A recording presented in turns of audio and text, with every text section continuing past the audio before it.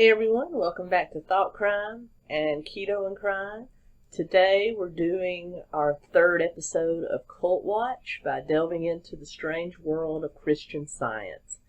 This is an interesting subject, and don't let the term science confuse you because it's not that. We're going to get into that. Now, I'm going to be on the road over the weekend for a show in Abbeville, South Carolina, so I will be pre-filming my Friday video, but we'll be going into Al Capone's St. Valentine's Day party. I can't say what it really was because I'll get demonetized, but look out for that on Friday.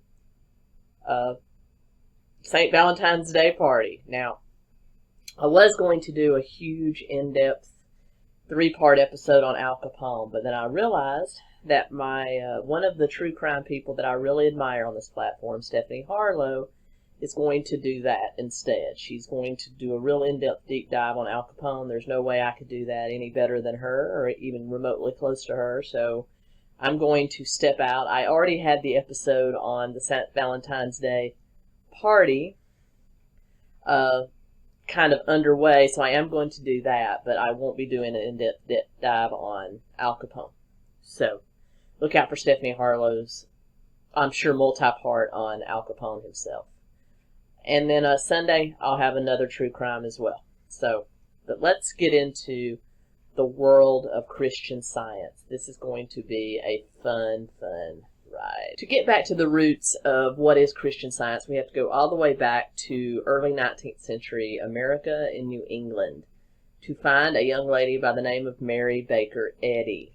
Now, before we start the history of this cult/church, I want to make sure that you understand they are not Christian scientists. They are not scientists who happen to be Christian that somehow perfectly meld the world of science and religion to give you a philosophy. They are not that at all.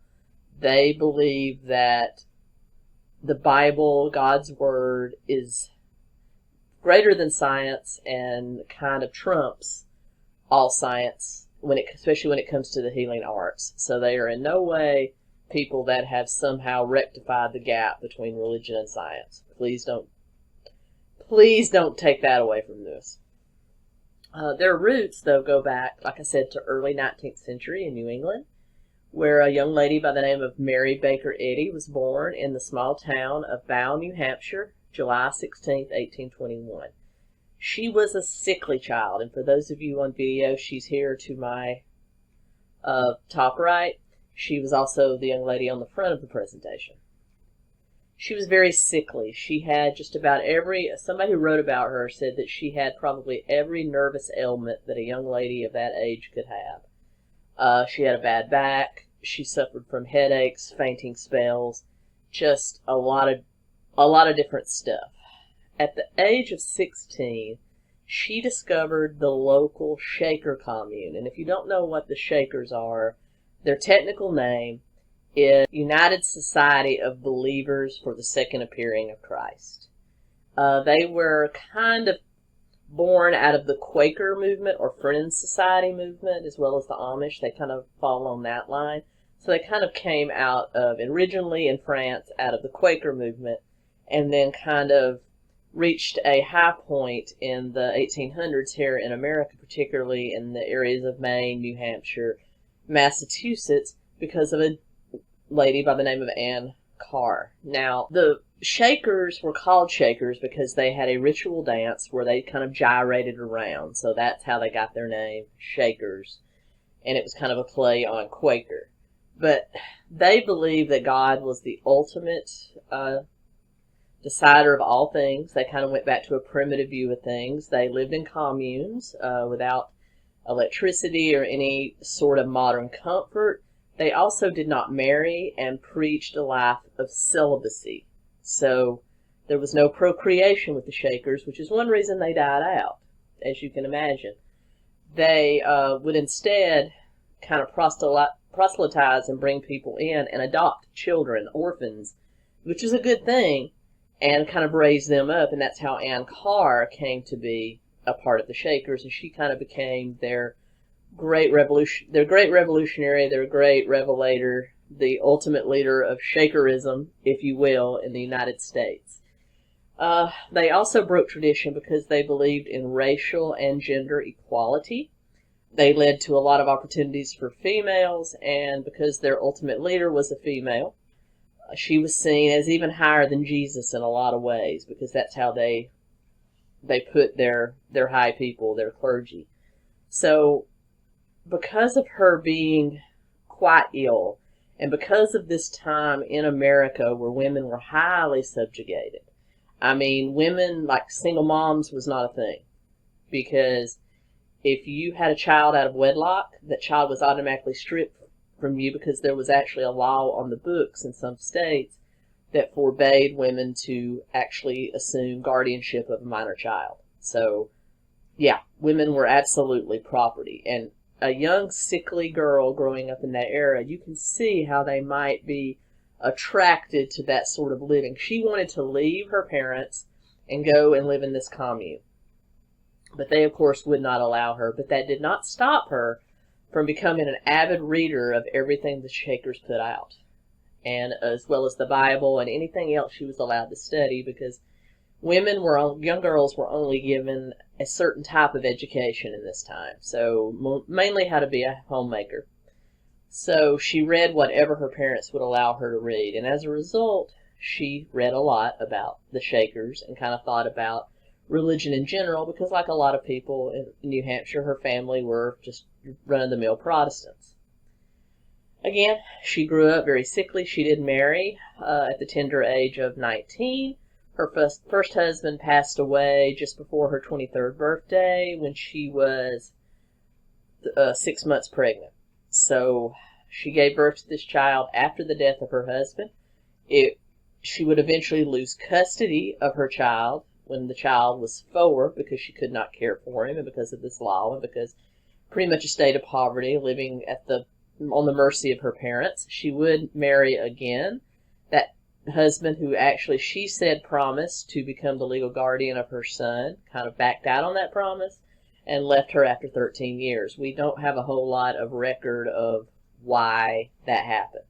Towards the latter part of her life, toward the late 1800s, she would marry again, and this husband would become instrumental in what she later built, as we know as Christian Science.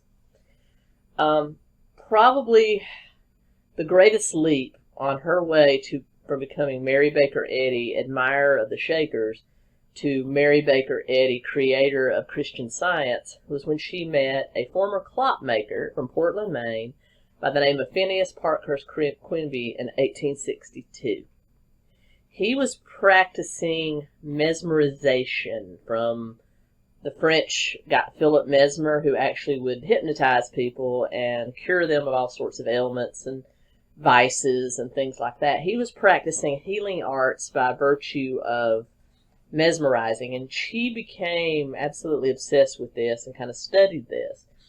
He did kind of have a revelation from a dream he had one night that probably mesmerizing people wasn't the best way to go, and to get back to the basics of the Bible for the true meaning of healing. So he started reading the Bible and studying the Bible, and he came upon Jesus healing the man with the leprotic arm. He came to the revelation the healing of the arm wasn't so much that the arm was the disease, that the arm was the symptom of what else was wrong with this person. That is, lack of faith, forgetting the true God, and allowing disease to attack. And so that became the foundation of Christian Science. Basically, they believe disease is either a figment of the imagination or the mind, or sin and your faith not being strong enough. He took on that philosophy and taught it to his new disciple, Mary Baker Eddy, who just absorbed every one of his teachings. He would later die around 1865, 1866, but during the time that Mary Baker Eddy knew him, he was treating approximately 500 patients a year by sitting with them, counseling them about faith and things like that, healing them through the power of forgiveness and God, and she took on that whole philosophy. In fact, it came to a head when her and her third husband Asa Gilbert and her moved to the town of Lynn, Massachusetts, she took a tumble on the ice and hurt her back.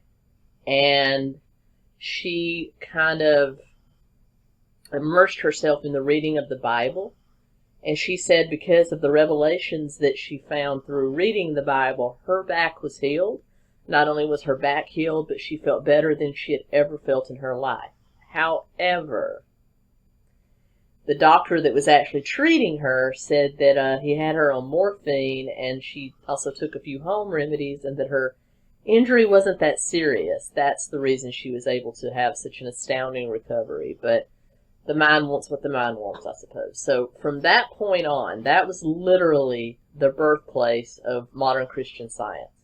From that point on, she started reading and writing as much as she could about this newfound power to heal yourself and to find true medical healing through the power of God and restored faith in Him. It was basically a fundamentalist view of the Bible with a couple of exceptions. Remember we talked about her view of the Shakers? Well, since the Shakers was basically a feminist type religion in that they believed in gender equality, she kind of moved away from the biblical teachings about how women were sort of second-class citizens, and she became the head of the church, in fact, elevating herself even above Jesus in many congregations because she believed she was on the same level with Jesus. Jesus was a revelator.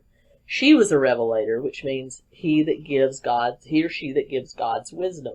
So she began writing a lot of different works, among them the first Christian Science journal, things of that nature, and she really found a huge following during the early days.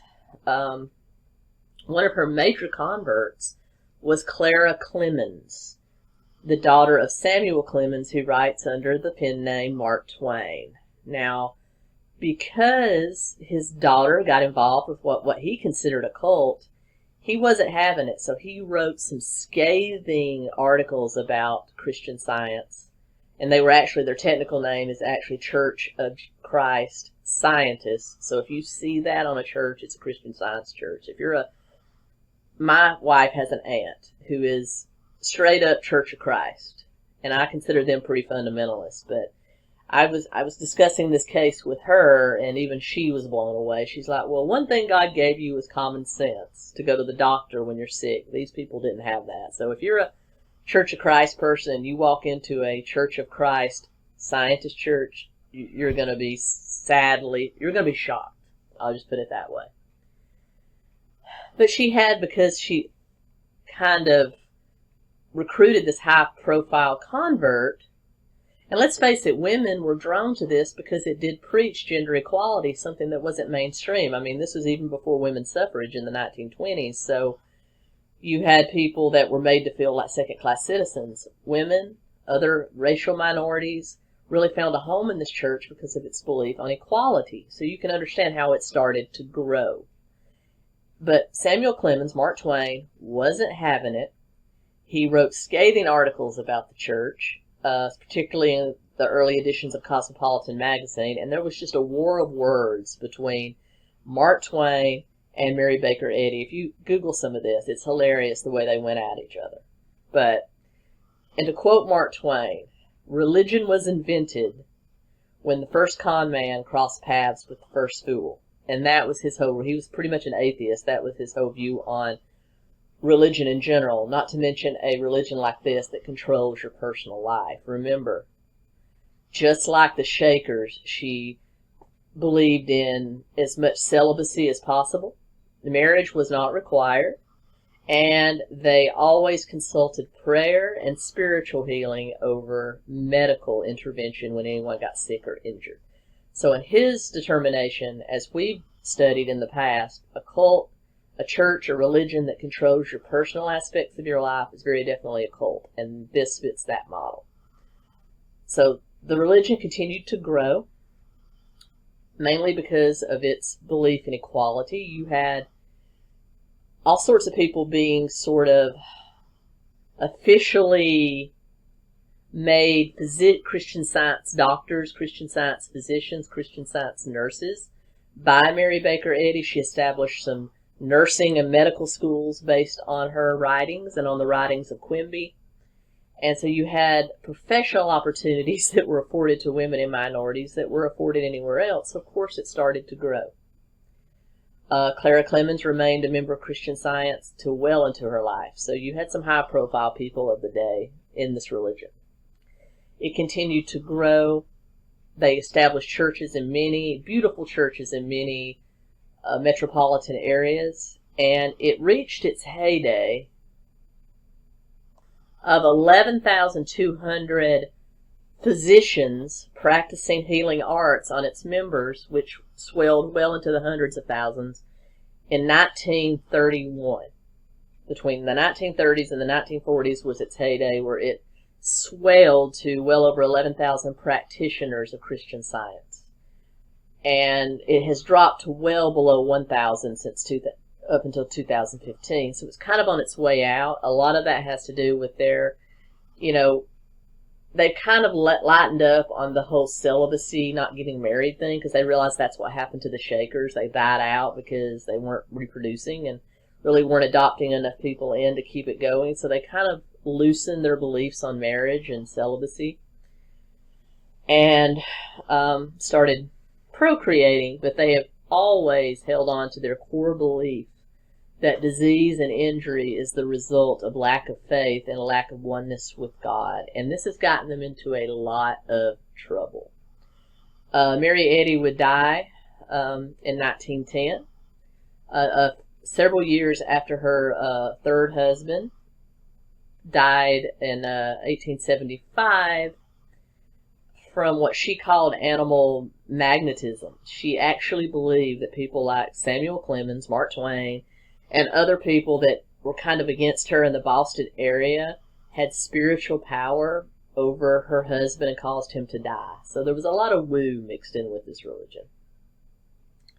But as I said, their belief in not consulting a doctor first and foremost has gotten them into a lot of trouble, particularly with children. A lot of children have died that were members of this religion because their parents refused to seek medical treatment. Between 1887 and 1990 in the United States, over 50 documented cases of children dying from lack of medical care because their parents were members of Christian Science.